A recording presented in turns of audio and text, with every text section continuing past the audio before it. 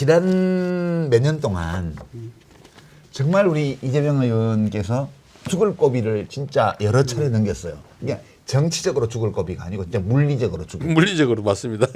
물리적 법률적으로 네. 죽을 고비를 제가 보기엔 미니멈 4차례를 넘기고 지금 여기 와 계신데, 그런데 지금은 이제 선거법 때문에 이제 대선을 해야 되니까 플랜카드에 이름을 싸고 욕하는 걸 못한다고 그러더라고요. 네, 네. 얼마 전까지만 해도 전국에 걸려 예, 있었어요. 대한민국의 공적 제1호는 이재명이다. 이재명은 무슨 일이 있어도 안 된다. 이런 플랜카드를 막 엄청 전국에 발랐어요. 네. 왜 이렇게 무서워한다고 생각하세요? 저는 사실 이해가 좀 안 돼요. 그게 아마도 그냥 일반적으로 보면 사람은 자기가 아는 만큼 인식하게 돼 있잖아요. 예. 자기가 아는 만큼 말하게 되는데 본인들은 첫째 엄청나게 이재명을 스스로 괴롭혔다고 생각하는 것 같아요. 자기들이 스스로. 두 번째 이렇게 나서면 반드시 보복을 한다가 그들의 생각인 것 같아요. 그러니까 절대로 하면 안 되는 것 같아요. 근데 저는 사실은 그 얘기 하기 전에 네. 아니, 어떻게 하겠다는 말씀하시기 전에 네. 도울 선생님 이거 어떻게 보세요? 저 가해자들이 저렇게 계속 악을 쓰는 이거를 어떻게 해석해야 됩니까? 그렇게 바라보는 사람들의 이 정치관 그리고 세계관 자체가 그 인간관. 그러니까 이재명이라는 사람은 성장 배경이나 모든 뭐 이런 것에서 볼 적에 대통령이 될 수 없는 클래스에 속하는 사람. 하면 원래 소속이 소속이 그러니까는 전태일이 대통령이 된다는 아 그거랑 비슷하다고 그런 식으로 느끼고 있는 거야. 그래서 난 내 생각으로는 전태일이 되면 그건 좋은 건데. 저도 좋은데 그런데 그들에게서는 어떻게 전태일 같은 놈이 그것에 내가 대통령을 모시냐? 이런 식으로 되는 거죠. 그러니까 똑같은 생각을 가지고 있는 거예요. 근데 이 우리 한국 신학으로서 민중 신학이라는 걸 주창하신 안병무 선생이 예수라는 거는 갈릴리에 일어난 하나의 사건이지 예수가 누구냐 이거 실제 따질 수 없다. 역사적인 예수. 근데 그 사건은 역사의 지평 어디서나 일어날 수 있는 사건이다. 그러면서 전태일을 예수 사건이라고 했거든요. 그런 유형의 사건들이 수없이 있었다는 거죠. 있었지. 인류 역사에. 인류 역사에 그런 사건인데 그 사건 예수 사건이 우리나라에 많다. 그러면서 전태일이야말로 이 예수다 이랬거든요. 우리의 민중은 예수가 될 만큼 위대하다. 그러면서 안병무 선생님이요. 네, 그렇게 겸손하신 분이 그렇게 고역한 말씀을 하셨고. 그러니까는 그야말로 그런 사람에게는 이재명이가 대통령 된다는 게 예수 사건이에요. 예수 사건만큼 네. 저는 이제 앞으로 십자가를 질지 모르지만 예수 사건처럼 느끼는 거예요. 나는 네.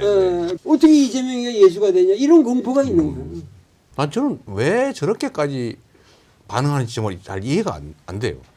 왜 저러는 거예요? 우리 모르게 못된 일을 혹시 많이 하셨어요? 저는 인생사에서요. 네. 누가 저를 괴롭혔다고 보복한 일이 한 번도 없어요. 제가 성남시장 할 때도 경기도지사 할 때도 누구를 해코지 해가지고 내쫓은 일이 한 번도 없어요. 그래서 하도 이해가 안 되니까 네. 특히 앞장서는 게 권성동 의원이에요. 네.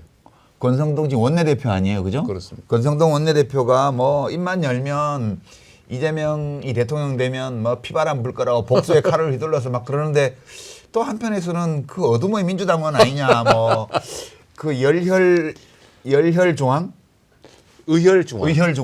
중앙대학교 그 학생회 그게 의혈중앙이래요. 의회 죽고 참여상자. 그래서 누군가가 최근에 이렇게 그 11분짜리 그 출마 영상을 이렇게 보고 있는 권성동 의원의 뒷모습을 사진을 찍은 게 있는데 이제 이재명의 출마 선언을 보고 있는 의혈중앙 어둠의 민주당은 의혈중앙 자꾸 그렇게 해서 이재명을 더 띄워주고 있는 게 아니냐 권성동이. 얼마 전에 어록집도 하나 내주셨죠. 아, 예, 또 망언집이라고 했는데 명언집이더만요. 명언집 아니었어요? 예, 그 망언집이었어요 원래. 저도 처음에 보자마자 아니 왜 원래 민주당에서 이런 거 만들어야 되는데 그러게요. 왜 국힘당에서 이걸 만들었지? 그러니까 이게 이렇게 하는 이유는 우리하고는 보통 사람들하고는 어떤 가치 판단의 기준이 네. 지금 거꾸로 서 있는 망언집이라고 만들었는데 저도 읽어봤거든요. 예. 뭐 내가 나쁜 말 한 건 아닌데. 아니 이렇게 훌륭한 말씀을 많이 하셨단 말이야. 사람들이 네. 놀래더라고. 근데 그 제가 한번 TV 토론 나가서 홍준표 대구시장한테 그 얘기 한 적이 있거든요. 네. 제가 앞에 전제를 붙였어요. 이렇게 하면 안 된다는 거 저도 아는데요. 민주당에서 누군가가 대통령이 되어서 윤석열 대통령이 이재명 대표한테 한 거하고 똑같이 맞아요. 그 말씀하시죠. 국힘당 주요 정치인들한테 해줬으면 좋겠어요. 다 틀어가지고 수도 없이 기소하고 일주일에 3번, 4번 법정에 나오게 만들고 그러고 저 사람 사법 리스크 있어. 이렇게 말해주고 싶어요. 라고 말을 했더니 네. 그 홍준표 시장이 그 시장님이 그래야만 민주당 지금 뭐해요? 이러더라고요. 그래서 그거 어떻게 하실 거예요 그러면? 아니 일각에서는 확 해야 돼라는 사람도 있어요. 일단은요. 그 실용적인 입장에서 보면 그거 사실은 그 뒤지로 쫓아다니는 그 에너지로 딴 거야 돼요. 힘들어요 그거. 그 정말 피곤해요. 그리고 괴로워요. 사람을 괴롭히는 게 즐거운 사람도 있는데 저는 거기에 에너지 쓰는 게 너무 아까워요. 이 짧은 5년 주어진 시간이 얼마나 귀한 시간이에요. 근데 그거를 누구를 옛날에 너무 멋졌지. 그래가지고 그걸 쫓아다니면서 뭘 한다고 하는 게 얼마나 낭비입니까? 그래서 저는 그게 즐겁지 않아요. 근데 그런 말씀 안 하셨어요? 뭐든지. 그동안에 이런 말씀이요. 매 얘기를 해도 안 믿고 안 믿어요? 분명히 거짓말일 거다 이런 생각하니까요. 그래서 제가 예를 한번 들어줬어요. 내가 성남시장 된 다음에 나를 괴롭히거나 또는 뭔가 문제를 일으키던 사람들 내가 다 내쫓지 않고 교정해서 다 썼다. 근데 경기도지사 하면서 산하기관장 뭐 강제로 뭐 어떻게 내쫓은 거 있냐? 없다. 다 데리고 성과 내게 했다. 그래서 인정받는데 난 한 번도 그런 일이 없고 그럴 마음도 없는데 끊임없이 이재명은 분명히 그럴 거야. 그래서 제가 결론은 그거죠. 아, 부처님 눈에는 부처만 보인다. 그까지만 하셔야 돼요. 그러니까 거기까지 봐야 돼. 뭐 이런 안 하셔도 돼요. 그거 아닐까 그 생각이 들었어요. 선생님 어떠세요? 저는 도저히 이해가 안 됐어요. 여쭤보는 거예요. 왜 저러지? 그러게요. 그러니까 국민이 선택하는 거잖아요. 우리 사회에서 진짜 우리 이재명 의원님의 그 인생 이야기를 들어보면은 그게 자서전에도 나와 있고 좀 그 고생을 한 그 도수가 그 보통 도수가 아니에요. 뭐 산업재해로 신체적으로 당하고 뭐 맨날 두드려 맞고 뭐 그런 가운데서 또 그 고시를 본다고 고생하고 뭐 하여튼 그 삶의 역정이 이건 드라마틱해도 이렇게 드라마틱할 수도 없고 그리고 나같이 좀 편한 가정에서 큰 사람의 입장에서는 더 끔찍하게 그게 공감이 와요.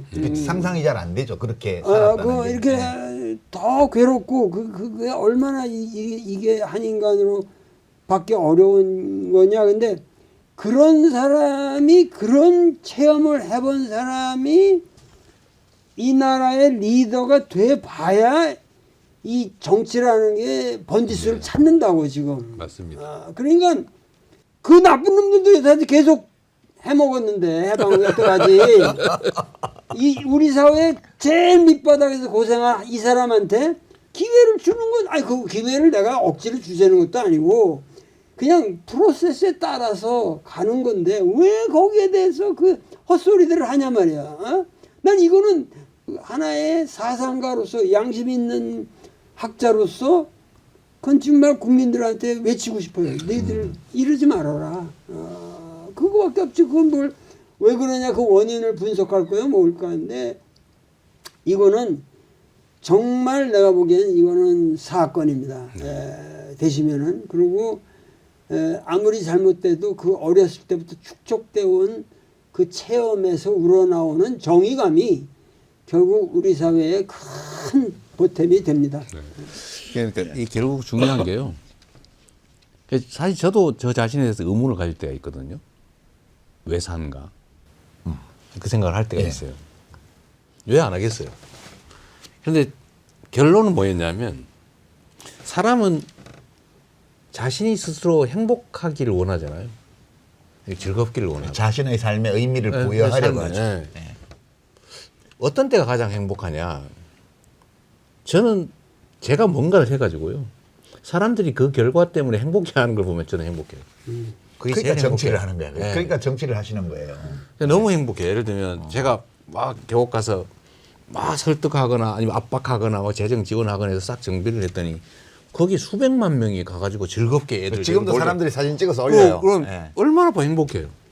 그 옛날에는 막 그 닭죽 5만 원, 6만 원 주고 안 사 먹으면 계곡에 들어가지도 못해서 애들 데리고 쭈삣쭈삣 하던 그 수많은 가족들이 이제는 막 자유롭게 막 튜브 들고 가서 그 장면을 보면 얼마나 행복합니까? 그럼 이런 것들을 사실은 각 영역에 있거든요. 강영영 예를 들면 몇십만 원 없애가지고 온 가족이 죽어버리자 이래가지고 떠나는데 제가 50만 원은 연 1% 이자로 조건 없이 빌려준다. 대신에 인터넷으로는 안 되고 와라. 네, 기본금융. 그럼요. 네. 그러니까 50만 원 빌려줘. 그 때문에 정말로 고맙다. 우리 죽을 거 살았다. 이러는 걸 보면 진짜 행복하거든요. 그 500억인데 경기도 예산에서. 그 사람들은 그걸 모르는 것 같아요. 그 행복한 게 누군가를 괴롭혀가지고 막 이렇게 날리면 행복한지는 모르겠는데 저는 그게 안 행복해요. 그러니까 저 어떤 그 차이가 사람은 누구 감옥 보내면 행복한 사람이 있었어요. 맞아요. 옛날 옛적에. 옛날 옛적에 네. 어느 나라에 네. 누구 감옥 보내면 행복한 사람이 있었어요. 그런 것 같아요. 부부가 다 그랬던 것 같아요. 근데 국힘당 분들은 이 방송 안 보실 거예요. 그러겠죠. 근데 누가 셔츠로 잘라가지고 이것도 올려서 자기도 모르게 볼 수가 있거든. 네. 그래서 제가 말씀드리는 거예요. 남을 괴롭혀서 그 사람 감옥 보낼 때 행복 안 하시대요. 우리 이재명 정치인 이재명은 자기가 한 일 때문에 누가 행복해하는 걸 보면 행복하시대요. 네. 누가 나 때문에 고통스러워하는 걸 보는 거는 제가 괴로워요. 본인이 괴롭대요. 재미없어요. 네, 그러니까 그런 플랜카드 좀 그만 붙이고요. 그러니까 출마 선언할 때 이재명을 무찌르다 이런 얘기 좀 그만 좀 하시고 어떻게 국민을 행복하게 할 건지 얘기하시라고. 그 도대체 아무리 말을 해도 못 알아들으니 이해를 못하는 것 같아요. 이 일을 어떻게 하면 좋아요, 진짜. 아는 만큼 생각하는 거죠. 좋은 말씀이신데 그래서 저는 설득하는 걸 포기했어요. 그렇지. 설득해도 안 믿어요. 그래서 결국 보여줘야 돼요. 보여주려면 대통령이 돼야 돼야 돼. 먹어봐야 돼. 꼭 먹여봐야 돼. 그 사람들을 행복하게 하려면 대통령이 되셔야 되겠네. 그래서 저는 그 국회에서 많이 보잖아요. 네. 그 사람들. 제가 보면 형님 뭐 이렇게 하면서 저는 보면 반가워요. 네. 그리고 좀 그만해. 이제 그렇게 하는데 그럼 막 되게 멋져 보여요. 의열중앙도? 오열주왕도 엄청 멋져 보여요. 근데 제가 그 사람들한테 사실 비공개 자리에서 이런 얘기를 해요. 정치를 하면서 행복하세요? 그러니까 행복하자고 하는 거 아니에요. 정치하는 당신이 행복해야 국민도 행복한데 행복해요 진짜? 내가 이렇게 물어봐요. 근데 엄청 괴로워해. 왜 괴로워하면서 그런 짓을 하고 있는 거예요. 자기도 행복하고 타인도 행복하고 국민도 행복할 길이 있거든요. 네. 좀 그렇게 할 수도 있지 않나요? 뭘 저렇게 해가지고 죽이겠다고 해가지고 그 괴로워합니까? 그러니까 그런 사람들은 그 모자라는 거지. 그 비열한 자기 보신. 자기 보신이 그 비열한 방법으로밖에는 머리에 떠오르지 않는 거예요.